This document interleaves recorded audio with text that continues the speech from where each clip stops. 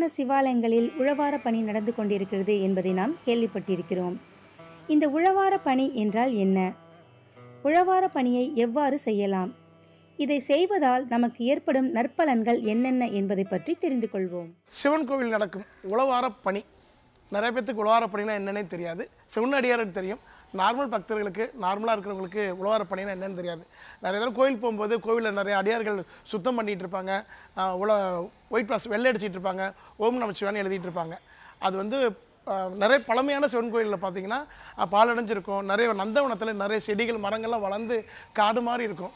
So இறைவனோட அவர் குடியிருக்கிற வீட்டை எப்போவுமே சுத்தமாக வச்சுக்கணுங்கிறதுக்காக பல ஆயிரம் வருடங்களுக்கு முன்னால் நால்வர் பெருமக்கள் முக்கியமானவர் சொல்கிற எம்பிரான் திருநாவுக்கரசு நாயனார் தான் உழவாரப்படைன்னு சொல்லுவாங்க. அந்த காலத்தில் ஆரம்பித்து உழவாரப்படைன்னு அவர் தான் முதலாக உழவாரப்படையை தொடங்கி வச்சது. அவர் தான் ஒவ்வொரு சிவன் ஆலயங்களுக்காக சென்று அப்போ வந்து ஒரு தோசை கரண்டி மாதிரி வச்சுருப்பாங்க, அந்த கரண்டி தான் வச்சுருப்பார்.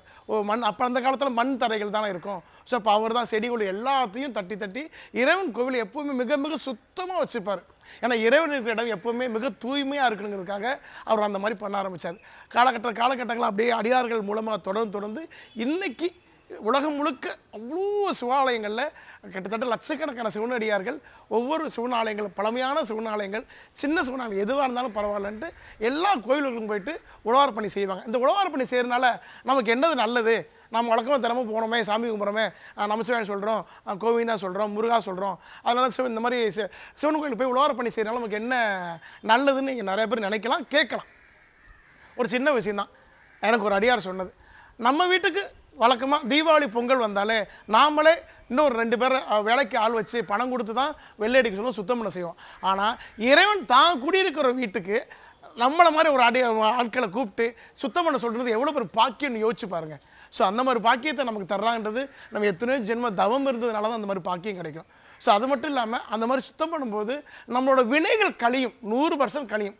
அதுக்கு வந்து நிறைய பதியங்கள் இருக்குது. எம்பிரான் திருநாவுக்கரசு நாயனார், சுந்தரமூர்த்தி நாயனார், திருஞான சம்பந்தர், மாணிக்கவாசகர் எல்லாரோட பதியங்களையும் உழவார பணி செய்கிறதுனால இறைவனுக்கு தொண்டு செய்கிறதுல பல விஷயங்களில் இந்த உழவார பணி ஒன்று. முற்றோதல் இருக்குது, அடையாருக்கு அன்னம்பாளிப்பு இருக்குது. அது மாதிரி இந்த உழவார பணி ஒரு சிவத்தொண்டு தான்.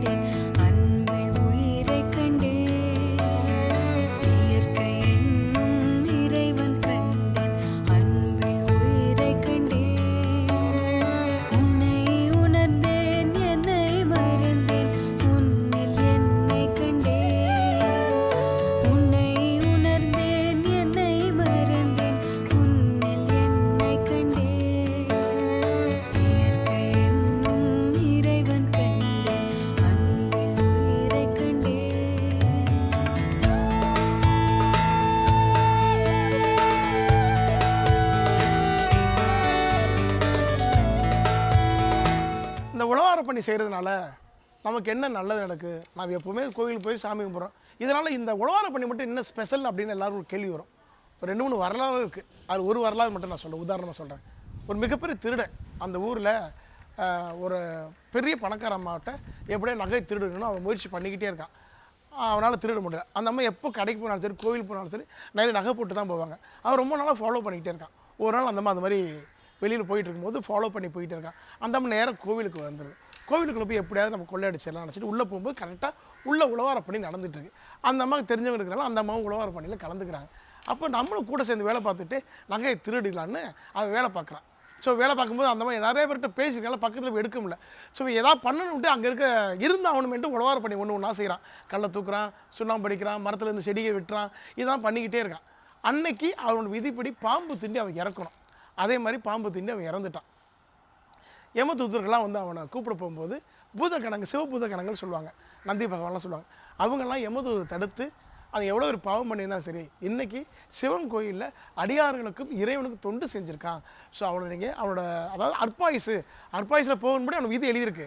ஆனால் இன்றைக்கி இந்த உழவார பணின்னு ஒன்று செஞ்சுட்டான், அடியாருக்கு தொண்டு செஞ்சுருக்கான், இறைவனுக்கு தொண்டு செஞ்சுருக்கான், அவனோட பழைய அந்த பாவ கணக்கெல்லாம் முடிஞ்சு ஸோ புது பிறப்பெடுப்பான், நீங்கள் கூட்டு போகாதீங்க அப்படின்னு சொல்லி அவனை உயிர் எழுப்ப வச்சு அவனுக்கு அதை அடியார் மூலமாக அதை சொல்ல வச்சு அன்னையிலிருந்து அவன் மொத்தமாக திருந்தி மிகப்பெரிய சிவனடியார் ஆனான்னு ஒரு வரலாறே இருக்குது. ஸோ பார்த்துக்கோங்க, அந்த உழவார பணி செய்கிறனால நமக்கு என்ன நல்லதுன்னு நீங்கள் கேட்கலாம்ல. ஒரு திருடன் அன்னைக்கு அவன் விதிப்படி அற்பாயுசில் போகணுன்னு இருந்திருக்கு, அதையே சின்னதாக அடியார்களுக்கு தொண்டு செஞ்சதுக்கும் கோவிலை சுத்தம் பண்ணதுக்கும் அவன் வாழ்க்கையே மாறி உயிர் எழுப்புற வரைக்கும் ஒரு சம்பவம் நடந்திருக்குன்னா அப்போ இந்த உழவார பணி பற்றி நீங்கள் எல்லாரும் நினச்சி பாருங்கள்.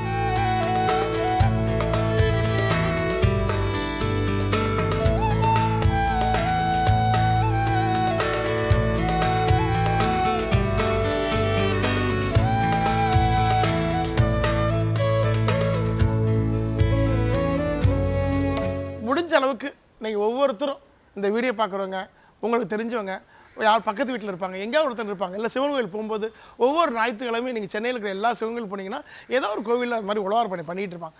அப்போ உங்களால் முடிஞ்ச ஒரு கூட்டுறதோ, இது அன்னைக்கு தான் இல்லை, நீங்கள் எப்போ கோவில் போனாலும் கல்லில் அப்படியே திருநீர் போட்டு வச்சுருப்பாங்க, சைடில் போட்டு வச்சுருப்பாங்க, அந்த மாதிரிலாம் போடவே கூடாது. ஸோ எப்போ திருநீர் வந்து அவ்வளோ பெரிய பொக்கிஷம், அது திருநீர் எடுத்து எப்படி பூசுன்ற முதற்கொண்டு ஒவ்வொருக்கும் இருக்குது. ஸோ நீங்கள் கோவிலுக்கு போகும்போது அங்கே இருக்கிற சின்ன செடி வளர்ந்துருந்தால் கூட அது செடியை பிடிங்கப்பட்டால் கூட அது அவ்வளோ பெரிய பாக்கியம், அவ்வளோ பெரிய புண்ணியம்.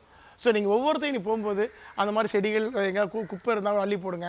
ஏதாவது நீங்கள் சாப்பிட்டுட்டா பிரசாதம் கொடுத்தாலும் வாங்கி சாப்பிட்டு டக்குன்னு அள்ளி போடாதீங்க, அதுக்குண்டான இடத்துல கொண்டு போய் போடுங்க. அது இல்லாமல் நீங்கள் நார்மலாக வழக்கமாக இனிமேல் இந்த வீடியோ பார்க்குற எல்லாரும் உழவார பணிக்கு எங்கெங்கெல்லாம் நடக்குதுன்னு உங்கள் பக்கத்து வீட்லையும் எங்கேயாவது ஒருத்தவங்க இருப்பாங்க, யாராவது தெரிஞ்சவங்க மூலமாக உங்களுக்கு வரும். இல்லைனா வாட்ஸ்அப்பில் நிறைய குரூப்பில் யூடியூப்பில் போட்டால் வரும், ஒவ்வொரு இடத்துல இந்த மாதிரி நடக்கிறாங்க. நிறைய உழவார பணிகள் இருக்குது. உதாரணத்துக்கு கோயம்பேடு குருங்காலீஸ்வரர் கோயில், 2வது வாரம் முதல் வாரம் ஆடல செய்யான்னு ஒருத்தர் பண்ணுவார், 2வது வாரம் குன்றத்தூரில் மோகன் சிவான்னு ஒருத்தர் பண்ணுவார், 3வது வாரம் பேரின்பு ஜோதியான்னு ஒருத்தர் அவர் பண்ணுவார், 4வது வாரம் வடபள்ளி வேங்கீஸ்வரில் சரவணன் ஐயான்னு ஒருத்தர், 4 வாரம் ஒவ்வொரு குரூப் பண்ணுவாங்க. ஸோ அவங்களோட கலந்துக்கிட்டு அவங்களோட சேர்ந்து பேசி எங்கே வரலாம் அப்படின்னு கேட்டுட்டு அவங்க போய் உழவார் பண்ணிங்கன்னா என்ன நடக்கும் அப்படின்ட்டு என்னோட வாழ்க்கையில் நடந்துச்சு. நானும் நிறைய சாமி கும்பிட்டுருக்கேன், நிறைய கும்பிட்டுருக்கேன். ஆனால் அந்த உழவார பணிக்கு வந்ததுக்கப்புறம் தான் என்னோடய வாழ்க்கையில் நான் கொஞ்சமாவது ஒரு துளியாவது பக்குவம் அடைஞ்சிருக்கேன் அப்படின்னு நான் சொல்லலாம். அது எல்லாருமே அந்த மாதிரி அடையணுங்கிறதுக்காக இந்த உழவார பணியை நீங்கள் வந்து செஞ்சீங்கன்னா உங்கள் வாழ்க்கையில் மிகப்பெரிய ஒரு மாறுதல் ஏற்படும். இது நான் 100% சத்தியம் பண்ணி, இறைவன் மேலே சத்தியம் பண்ணி சொல்கிறேன், சிவன் மேலே சத்தியம் பண்ணி சொல்கிறேன். நீங்கள் போய் பாருங்கள், அது உழவார் பண்ணி பாருங்கள். முற்றோதல் இருக்குது, உழவார் பணி பக்கத்தில் ரொம்ப தூரம் போக முடியல கூட சென்னையை சுற்றி அவ்வளோ கோயில் இருக்குது. உங்கள் வீட்டு பக்கத்தில் உழவார் பணி நடக்குது அப்படின்னு கேள்விப்பட்டால் நீங்கள் போய் கலந்துட்டு அங்கே இருக்கிற அடியாரோட பேசுங்க, அவங்களோட பழகுங்க. அப்போ அவங்களோட அந்த பேச்சுகள், அந்த அவங்க சொல்கிற அந்த சொற்பொழிவுலாம் கேட்கும்போது நமக்கு நிறைய விஷயங்கள் வாழ்க்கையில் தெரிய வரும்.